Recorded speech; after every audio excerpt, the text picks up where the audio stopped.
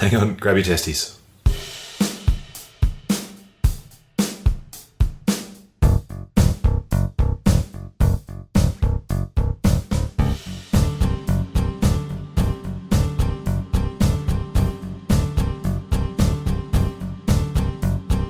Hello everyone, your friend and ally Stuart Buckland here for Bit Weird But Fair Enough, I guess.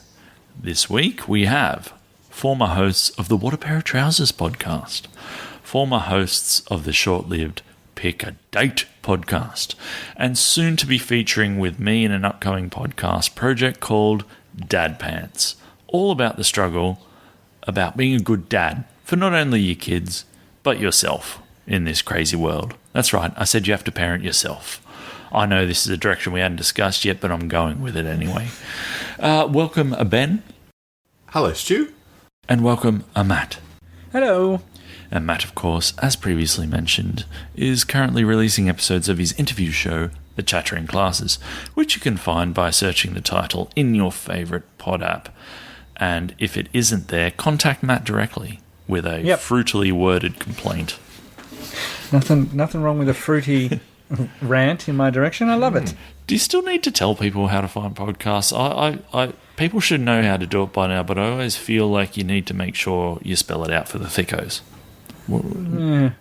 Surely anyone who's a thicko wouldn't be listening to this podcast. This podcast, particularly. Yeah. All right. Well, what's happening with you, Munters? Anything amusing happening on the way to the studio this evening, perhaps? Well, more school stuff, of course. I had a student tell me, I haven't searched this to find out whether it's true, it fits in nicely with your podcast, that apparently there's a zoo in America where you can pay like $10 to have, you can name a cockroach after your ex, and then they will film it being fed to one of their animals. Oh, right. I thought you meant they would deliver it to your ex and leave it, knock on the door. And so they'll feed it, or if you want to go even further, you can pay more and have a rat named after your ex, and then they will feed the rat to... So they film it and send it to you? Apparently, they put it on Facebook or on Instagram or something like that. But surely if you forward that onto your ex, that's harassment of some kind. I would say so, yes. Interesting. That really could have gone anywhere from you go to the zoo and pay $10. I'd really like to know what the listeners' thoughts would have been with that pause. Yeah, there was a bit of a pause there. I was going, oh no, what's this? All right. I'm guessing both of you thought about something to do with monkeys, is that correct? Yes. Before and after, strangely. Well, you know what? We should get into the episode because it's cram-packed full of weird stuff and I don't want to keep people waiting any longer. Let's start with a weird law because that's how we do's. In Massachusetts, it is illegal to have sex with a rodeo clown in the presence of a horse. So I don't know. Let's assume it's for the horse's sake. Yeah. Let's start from that point. You know, you want to, a pure little horsey doesn't want to have to see a rodeo clown getting busy. Do you think that could be it? What's your first reaction to that in terms of who it's meant to be helping? Oh, it's casual definitely passerby. It's definitely pro horse.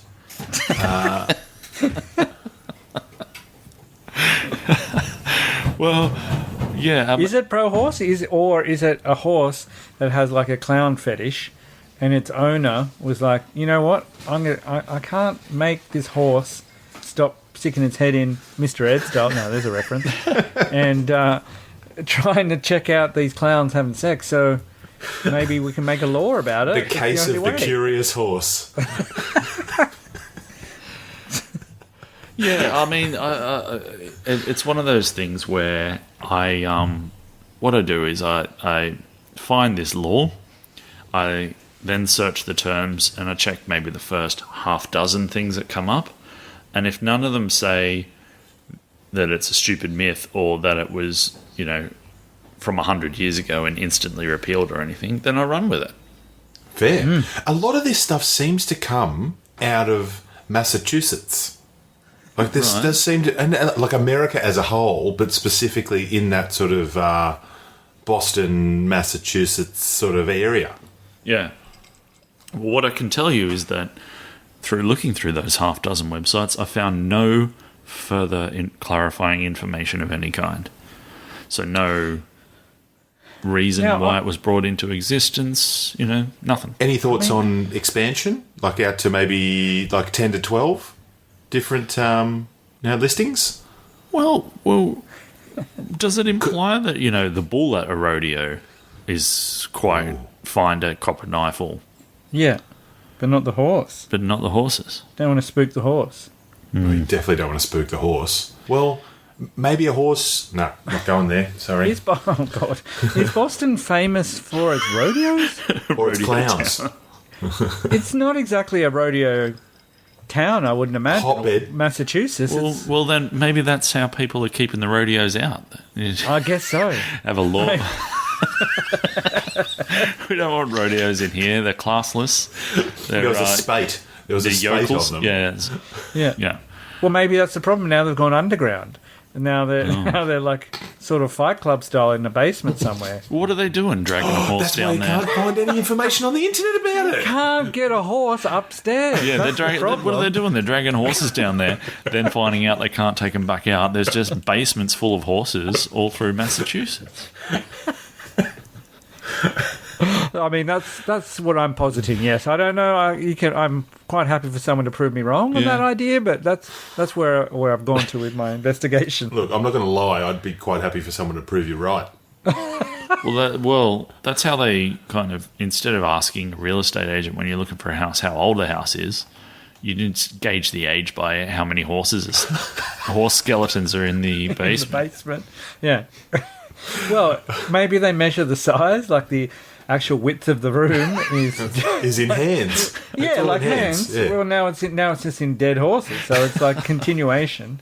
You measure the horse with the hands, and then how many horses fit in your basement. It's a 12-horser. Oh, it's a 12-horser. You told me it was a 12-horser. You didn't. Oh, they're using one of those fisheye lenses. I got 8 horses and a donkey in there, and oh dear. Yes. Well, okay, yeah. I just, I saw that and was astounded that I hadn't seen it before. It hasn't come up in any episode previously to this, but there you go. Well, look, this is a wonderful segue. I'm just gonna shoehorn my into your story. One of my facts. Well, yeah, it's not a huge story, but it does segue into needing a large room. Wow. Is it a horseshoe horn? What's going on here? I just wanted to let you guys know about the largest family reunion that was ever achieved. Does anyone want to have a guess at how many people were at this family reunion? See, I immediately thought 470, and I know that's not even close. It's a good number, though. It's a very good number, but you're right. You're not close. You're not close. No, I didn't think so. Is it upward of 800? Well, we need another digit, so it's a 4-digit number. Ooh. Oh, Jesus. Where was this held? It was in France. Yeah. In Vendée, in France. I'm after a kind of venue that you have this amount of people at. Oh, right. How many horses could you fit in it? Give us the basement horse span if you don't mind. Oh, they didn't actually put that in the story, sadly. Right. But look, they just said they had it in France. So maybe it was just all of France.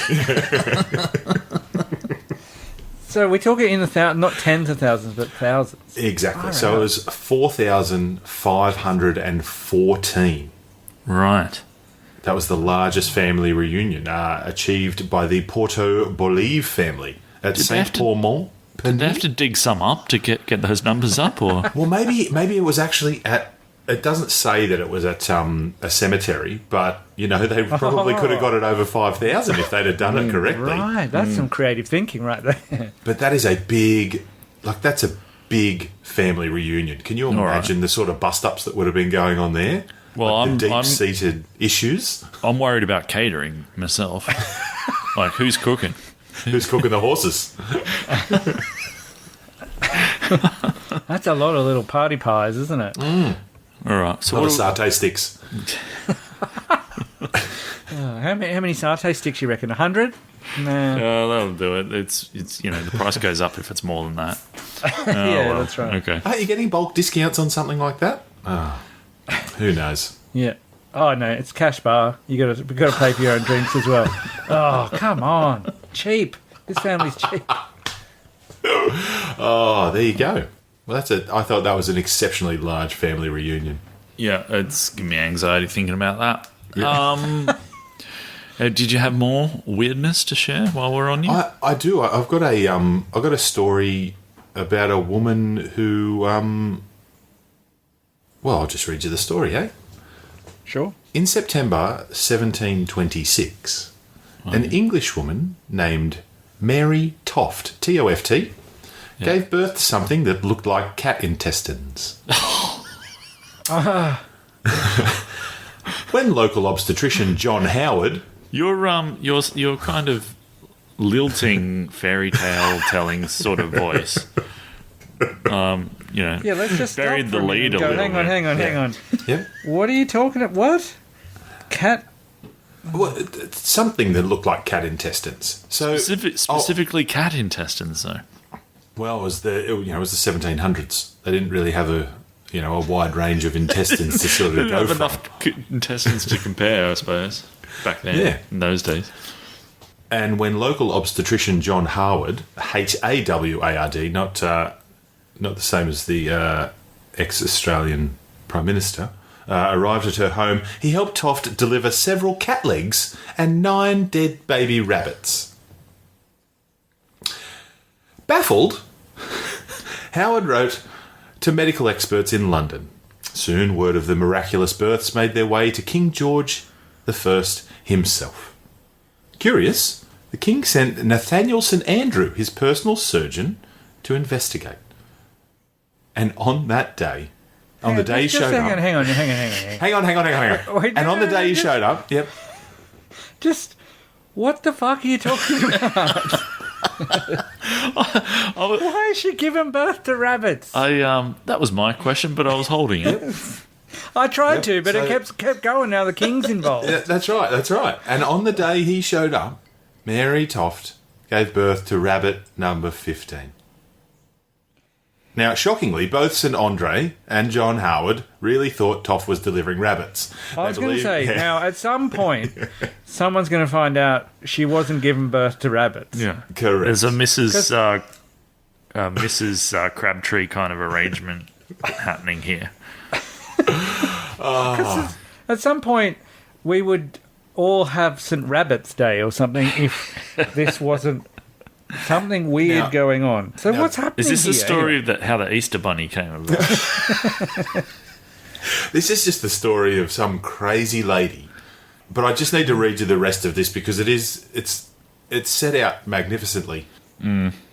So shockingly, both St Andre and John Howard really thought Toft was delivering rabbits. They believed that she'd been startled by a rabbit while pregnant, and that's why she was giving birth to baby bunnies.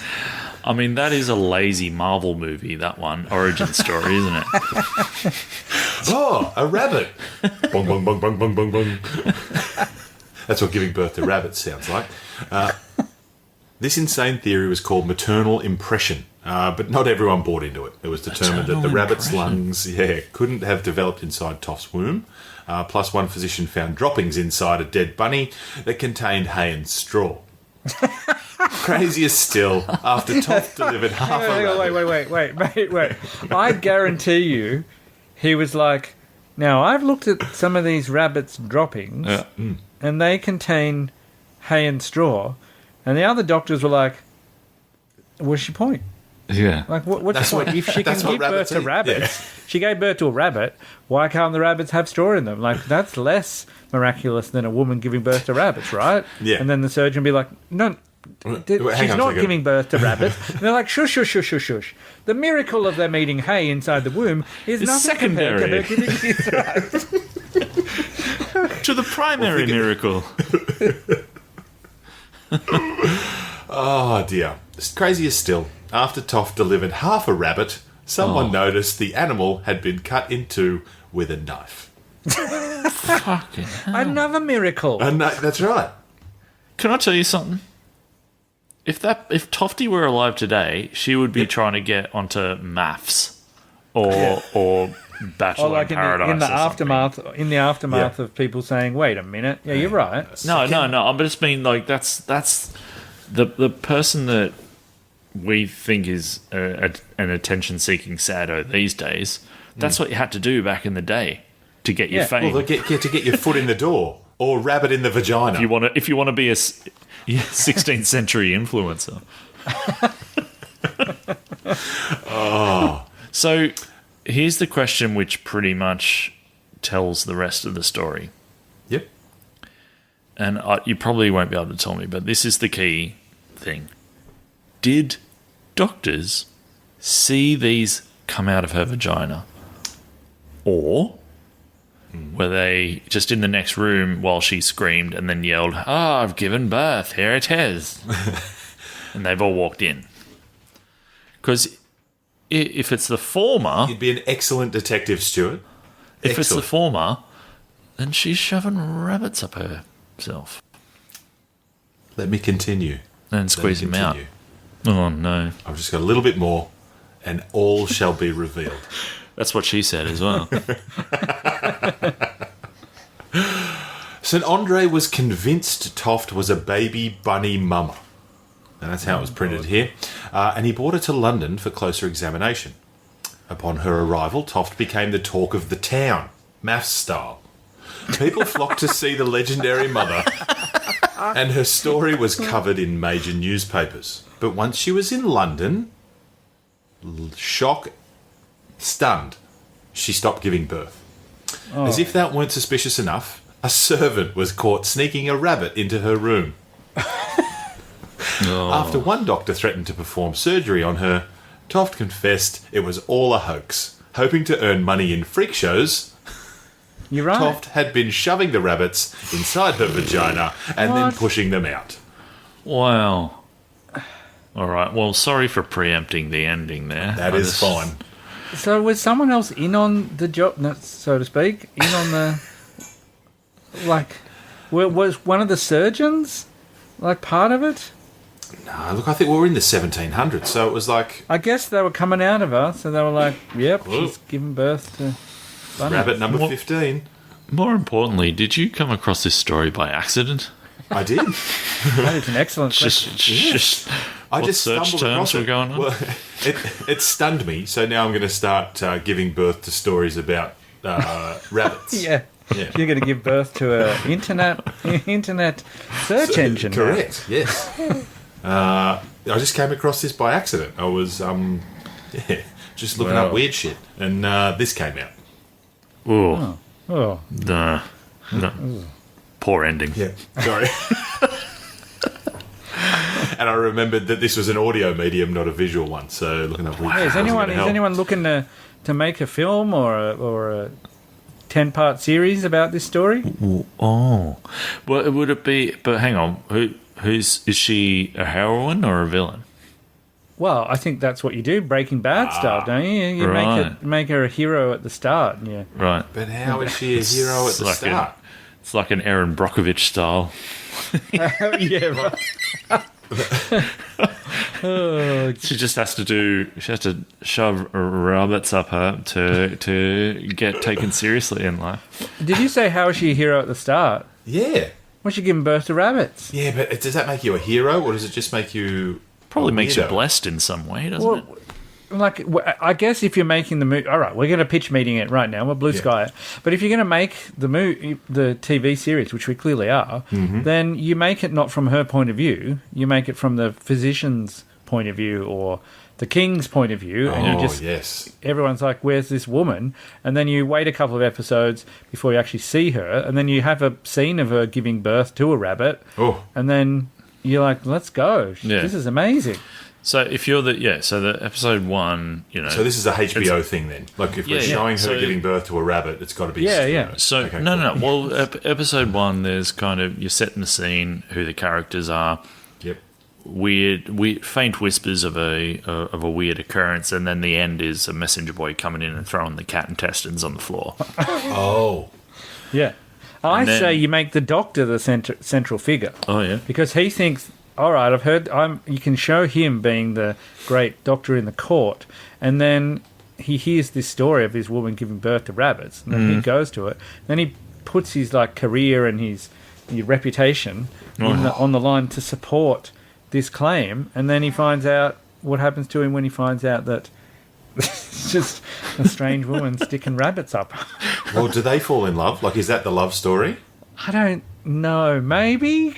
Maybe. But I don't think you can discount how much of a role religion would have played in this, because anytime anyone did anything slightly out of the ordinary, then it might have been God's work. God's talking through this person. God's work. Yeah. It's a miracle. So you have the build up of the miracle upon miracle, and then the sudden deflation of her getting caught, squatting over a rabbit. Please, can the doctor's name be Warren? Oh dear. You can cut that out. Warren Stuffer. There's your title. Done. Green lit. All right. Well, we could probably write the rest of the episodes of that series, but we should probably move on to well, since we're in the filmy kind of world, TV, entertainment, filmy kind of world, I might tell my story. And I'm going to continue the theme I had last time. If you remember last time, I was telling you about weird actor-director relationships in the world of films. This time I'm going to tell you about the sequel that never got made that I most wish was made. Ooh. Now, we all know The Gladiator, Russell Crowe, Ridley Scott. Yes, obviously was a big hit, and obviously, was considered a very good film. Indeed. But there was attempts to make a sequel. Just to hold on that, spoiler alert if you haven't seen Gladiator, didn't he die at the end of it? Yeah, sure did. Sure did. Okay. Now, just as a second pin in that, never seen Gladiator. Oh. That's a bit weird. Really? Now, okay. That is a bit weird. It is but a hang bit on, weird. is it fair enough? I don't know, let's find out. Okay, well, I have tried 3 times to watch Gladiator and have fallen asleep in the first half an hour 3 times. Really? Yes. Watch it in the morning. Same with the movie The Player. Oh, yeah. Yeah. So there you go. They're my 2 falling asleep movies. If I'm ever not being able to go to sleep, I put those movies on and I'm good. Yeah, I'm with you with The Player. That's Robert Altman and a lot of talking about Hollywood. I'm sure people in Hollywood who like Hollywood love a movie about Hollywood. Yeah. But there's a lot of waffle. But Gladiator I always found fairly entertaining. I don't know. I have to give it another crack, but now I know that he dies at the end. Jeez. Oh, spoilers. 20-year-old spoilers. You've had 3 attempts. 3 strikes. Yeah, I gave it a crack. Really. Exactly. I can't complain. So what was the sequel? What on earth was the... Well, it's more just that they wanted a sequel, and there were obviously ideas being tossed around, but nothing that got taken too seriously, because, as you mentioned, there's a rather large problem of your main character being already dead. Yeah. Do you think that phased this man? His name is Nick Cave. He's a musician, writer, actor. Oh, right. Nick Cave. You know the man. I thought you'd mispronounced Nick Cage, and I was like, yep, right, Nick Cage, yep, Gladiator 2, sounds about right. Nick Cave. Yeah. Russell Crowe sought out Nick Cave to write a draft for a potential Gladiator sequel. So, would you like to hear some of the things he had in mind? I'm sure it was all very light. Well, one of the things that Nick Cave was tossing around was that Maximus ends up in Vietnam. So Maximus leads a group of rebel Christians against the Romans, who eventually retreat. And then when he bends down, Maximus bends down, picks up a handful of dirt, he stands back up. He's a crusader fighting against Muslims in the Middle Ages. Then he's in World War II. Then he's in Vietnam. So for some reason, at the end of the sequel, he just starts going ahead through time, being a hero through time.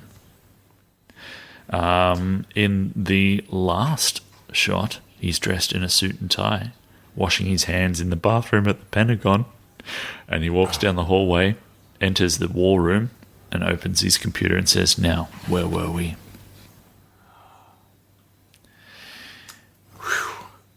I don't know if I'm in. Well, look, Nick had some other ideas, let me tell you. He's, if you listen to Nick Cave's music, wrestling with Christianity is something that he does a fair bit. Yeah. Which is why the name of one of his albums? He's just wrestling Jesus on the front cover. Him just tearing his shirt off, Hulk Hogan style. He's just putting Jesus in a figure four leg lock. Yeah, that's right.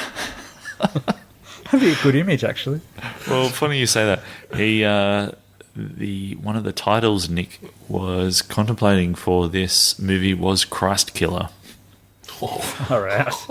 So he had the idea that Maximus might go down to purgatory, and he's sent down by gods who are perishing in heaven because there's Christ on earth who's gaining popularity, and so Maximus is sent back to slay Christ. For some reason, Jesus being on earth, getting more popular, is killing gods in heaven, according to Nick Cave. Unreal. So, I'm going to go on just a little bit, but so far, are you tempted to see this movie? What do you think of this movie? Well, the whole travelling to different battles and wars and things like that just sounds like Russell Crowe saying, "Oh, everyone liked me as Gladiator. What if I'm just the best soldier that ever was in every war through history? Can I do that? That sounds good." But I think he's still Maximus for some reason. Yeah, I'm on board. I'll be on board with that. You can imagine. You'd be like, cool, I get to make a Vietnam movie, a Middle East movie, a Middle Ages, Dark Ages, all these things in one movie, and I'm the best in all of them. But the Purgatory one sounds pretty waffly, doesn't it? Yeah. So he sets off on his mission, gets lost in the desert, sees a bunch of strange visions, apparently, including a stag that's got its antlers caught in a thicket. According to the script, it says the stag looks at Maximus with spooked, rolling eyes, and then the stag's head is torn by the brambles of the thicket. Ooh. Maximus continues on, coming to a rock where he sees 5 people wearing pagan masks and nothing else.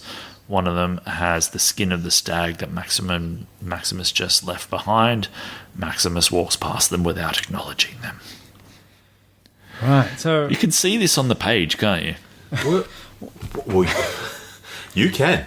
You can literally see it on the page. It strikes me as someone who's been trying to write a movie for 25 years and has bits of about 17 movies. Has a funnel and a bag and is just shoving all the stuff into the funnel that they can. And just like, yep, I've got all these ideas. Here's one movie. Yep. So Maximus, they decide to refer back to the first movie finally, and Maximus has to see his wife and child. But the gods don't let him because they want to send him on a side mission first to kill a rogue god that's has to be taken out for some reason. Maximus is guided through the afterlife by just a random strange figure who's just sort of turns up from time to time. It says here that Ridley Scott genuinely liked Nick Cave's script and did genuinely try to get it made. Yeah, and Nick Cave, although unfortunately his version of the movie won't ever likely see the silver screen, he calls it a popcorn dropper. Hang on. What does that mean? Does that mean that people get up and throw the popcorn on the floor because the movie's shit? I think that means it's while you're eating popcorn you get stunned, and then you give birth to popcorn. Start spraying it everywhere. That's what I think. Yeah. Yep. A popcorn dropper. So what do you think of this, what I'm going to essentially call the gladiator version of John Wick, where the gods just send him out to be a hitman for whoever they feel like knocking off at any given point? Yeah, that's what I thought it sounded like. All right, it's just a Hitman movie, except they've taken out gods for some reason. Yeah. I don't know. Well, That's it. you know. We never got to see it. Well, why does it have to be Maximus? Like, why can't that just be a movie on its own? Like a completely God killer. separate, like soundtrack by Cannibal Corpse, Christ Killer. You know, Why didn't they make it with Kirk Douglas, you mean, and it'd be Spartacus? yeah, when he was 100. yeah.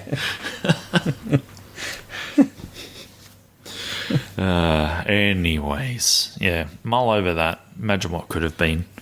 Matt, Yes. what do you have? Okay, now, you may have heard this reference last week in the Bill Simmons podcast, just a throwaway line about some toilet issues in the Secret Service. And I went, what are they talking about? Because the phrase unpleasant mess kept being thrown about. And I was like, what are they talking about? And so I looked it up. And the story is that the Ivanka Trump and Jared Kushner's Secret Service detail are spending $3,000 a month to rent a basement apartment with a functioning toilet in it. And at this stage, that's over $100,000 have been spent renting this apartment across the road or down the road from Ivanka Trump and Jared Kushner's house. Horse corpses not included. Yeah, that's right. I don't know how many horse corpses can fit in this one. But the main reason why they have done that is because the Secret Service agents were ripping apart their toilets with the dumps they were doing.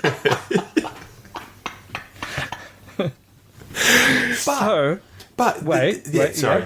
No, you go. You carried on. No. I just wanted to the crazy thing was that Yep. the Ivanka Trump, Jared Kushner household basically stopped them coming in.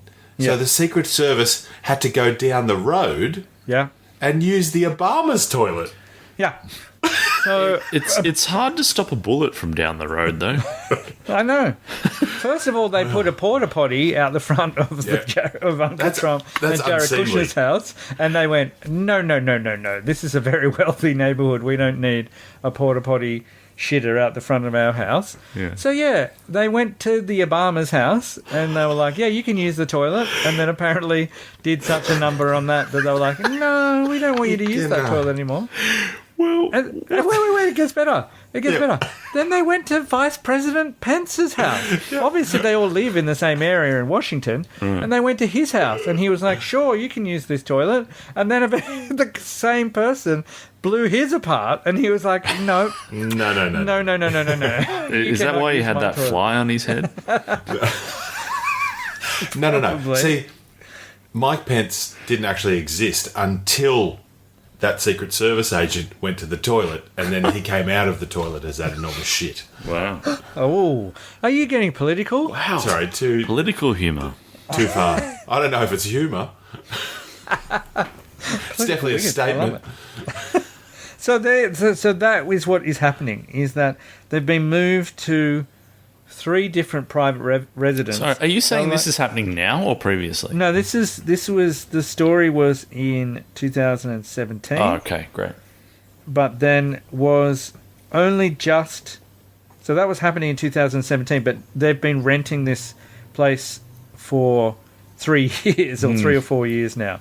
Yeah. That's why they're like, it's cost them over 100 taxpayer money, over $100,000, because one person in that detail, maybe all of them, is just not good at keeping a toilet.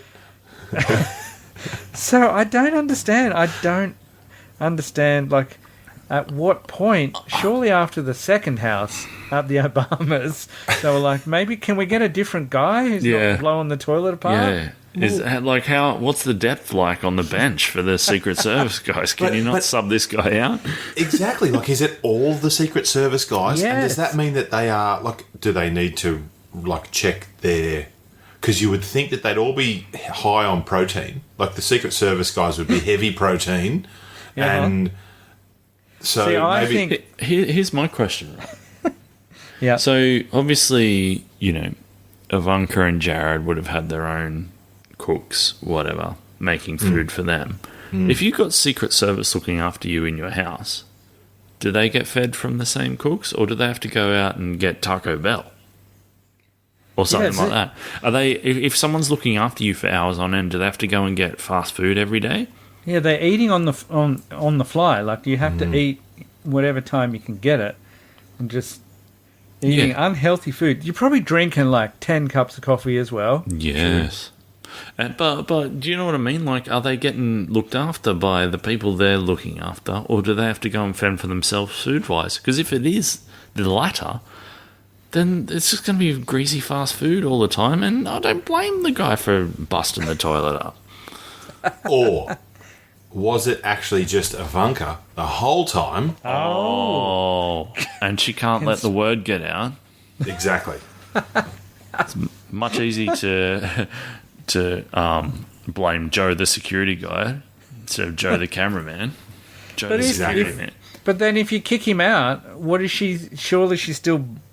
Well, sure. No. So she's then had to... Because she's their security detail, she's had to take them down to the Obamas and knock on the door and explain the situation. What do you mean? And she's not their security detail. No, but they are her security detail. So she's going to go and introduce them to the Obamas and say, "Hey, Obamas, I can't let this guy use my toilet." And so while I'm here, let me go and check out the facility. I'm just going to go and check the toilet. I'll do a dry run, just make sure. Yeah, well... Oh, not a dry run. No, very wet run, you'd think. Well, for appearance's sake, a dry run. I just reckon it's... Why is Ivanka testing the toilets for her security? No, this story is, it's a little vague, isn't it? But, And that didn't work, so that she was like, right, let's go down to Pence's house. While we on the way, let's just stop in and get some tacos here, and we'll be right. Yeah.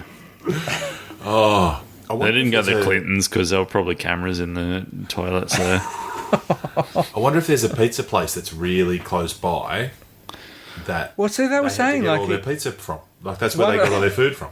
One of the stories was that, when they first got booted out, they were just using local restaurants, like whatever was available. So they're probably going, I need to take a crap. And they're like, you have to buy something. They're like, they only made jalapeno pizzas. That's right. Yeah, give me a garlic and Polish sausage pizza, please, and I'll be right. And I'll eat that up. One pork riblet burger, thanks. That's quite a story. Yeah. So that's what your taxpayer money goes to, is one thing you don't consider is toilets for the Secret Service. Yeah. I mean, we haven't talked about Trump's on this podcast very much before because, like, where do you start and where do you end? That kind of thing. But just sometimes little things will just pop up in your head and you'll go, that's right, that fucking happened. Yeah. They built Trump a special button for his desk for when he wanted a little Diet Coke. Yeah. He had a Diet Coke button bespoke built into his desk. Into the president's desk. Into the president's in the Oval desk. Office. Is that serious? Yes. Yeah. I did not know that. Yeah, he had you're furious because it should be Pepsi Max, but... Yeah, exactly right. But how do you respect a man His little Diet Coke button. who, as an order of business, has a Diet Coke button installed? Anyway, let's go with that. Any follow-up on how this guy is doing? How his bowel health is, you mean? Yeah. Well, they found out that what he was actually doing was excreting cat intestines. So they got him checked out. Everything's fine now. Well, they thought it was cat intestines. It was just him shitting out his own intestines. And all right, it's just his. No miracles here, boys. They're actual human Doesn't have to intestines. become an influencer. Yeah.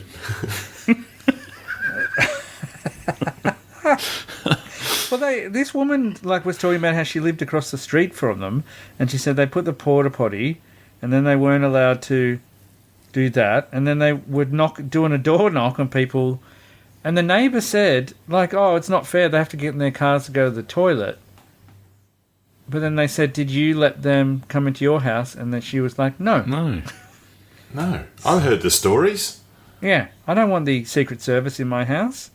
But also, like, if you're an assassin worth your salt, you're doing a bit of scoping out and seeing that Secret Service are leaving for, like, half-hour stretches. Mm-hmm. Yeah. You know, like, how do you protect someone when you're searching for a toilet? Yeah, and you get a pretty good sense. Like, this guy, he takes the paper with him. He'll be there for a while. That's right. This guy gets in and out. He's back, so no, we've got to wait till this guy eating his nachos again for breakfast. I don't think we've asked the question, though. Like, I don't think the question... Like, the obvious question is... did they have a toilet that was right next to the front door? Or where was this toilet that they were using that... Surely, like, the Trumps would have 17 toilets in their house, I'm sure. Like, what are you saying? Why couldn't they just partition that one off with some, asbestos or something and just exactly leave it for the Secret Service? Buy a box of matches, for Christ's sake. Like, well, clearly this was an above-average toilet situation. Like, this is... Or are they just too toffee and not used to, a real man's shit? No, but that's the thing. It was at their house first, and then the Obamas banned them. The Obamas are the ones who used the term "the unpleasant mess." Oh no! So someone's got real good form. There's no doubt about it. That's rough. And I know some things about unpleasant messes. We're thinking about you wherever you are, Secret Service man. We hope you're okay. Well, I agree with what we said earlier. Is that this problem could be fixed very easily by saying, "All right, Secret Service agents, this is what you will eat. Yeah. We will provide you with the food. It'll be good. It'll be nutritious. It'll have plenty of fibre." And you'll be dropping fours. You'll be you'll be logging it up in a nice, clean way. You'll be getting up in the morning, drinking a litre of water, everyone. That's right. Actually, that's not... And then... Pack some carrot sticks, for fuck's sake. Yeah, exactly. That'll help the situation. They won't be having to drive 1.5 miles just to do a dump. All right. Product of the week. Carrot sticks? Contact lens jewelry. So apparently you can get... If you're bored with just sticking a regulation contact lens into your eyeball, you can get a contact lens with a nice string of diamonds hanging off it. And you think that would be a pleasant look, just to look at somebody and just see a whole bunch of diamonds and shit hanging out of their eyeball?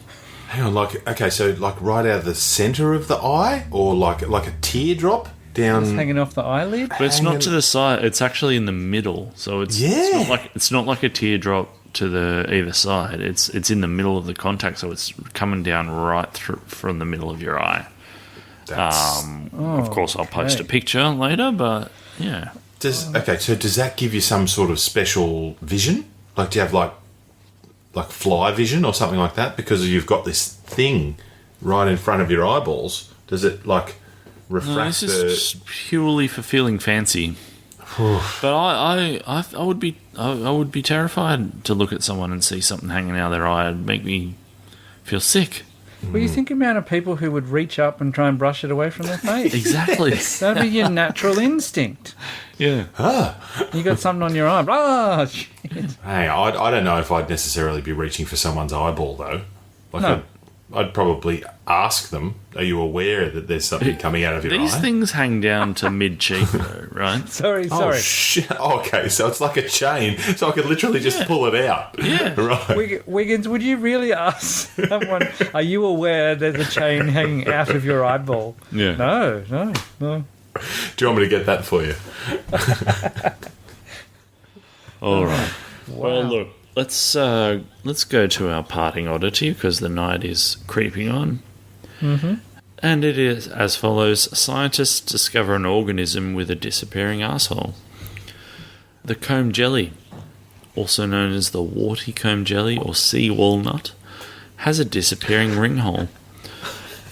Sydney Tam of the Marine Biological Laboratory in Woods Hole, Massachusetts, again, Thank you. told the New Scientist that there is no documentation of transient anus in any other animals that I know of. Great phrase. Exactly. If that's not the title, transient anus is not the title. I just didn't think I could get away with it, but I mean, it fits with a few of the stories we've come up with today. Maybe that was old mate Secret Service's problem. He had a transient anus. He had to go from house to house. That's right. I did this on purpose. I don't know how I knew we were talking about this, but exactly right. So, yes, there's no documentation of transient anus in any other animals that I know of. It's not visible when the animal is not pooping.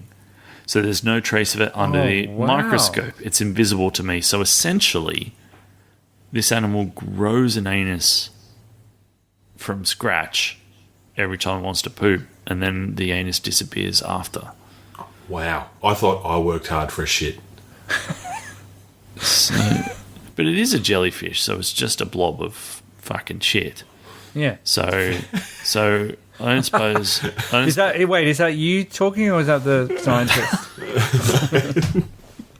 That's the crib notes that I read of the documents. Yeah. No, when I first read it, I was surprised, but now I'm thinking about it, I'm not that surprised, because it would just squeeze itself and the shit would just come out wherever. I mean, how closely are we defining an asshole when it comes to a jellyfish?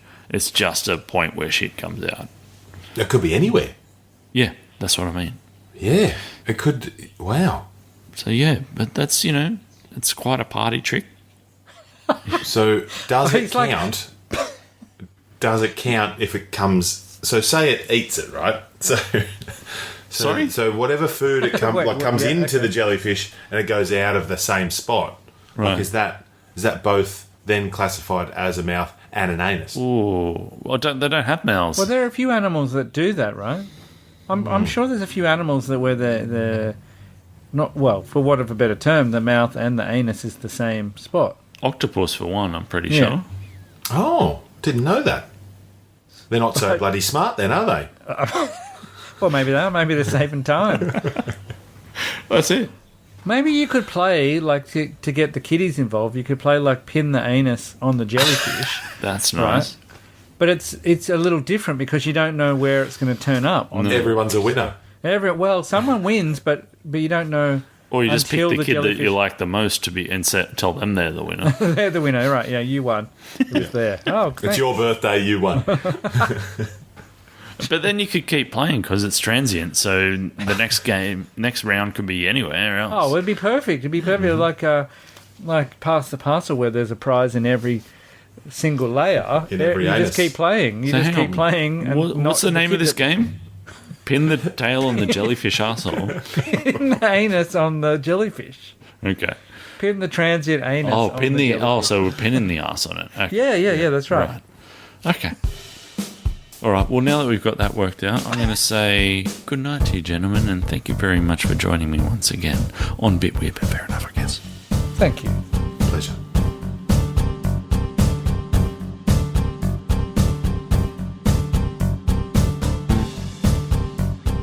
Buckland, Amazing. Buckland, you're my hero, and you're my hero because you had the phrase transient anus standing in front of you for like an hour and didn't try and shoehorn it in somewhere. I would have been climbing into my computer to get that into a conversation. To say transient arsehole as soon as you could. But it was absolutely perfect. Well done. I wanted to keep that where it was, to be perfectly honest. Right where it belongs, at the back. Right at the back end. Yeah, there you go. Well, thank you.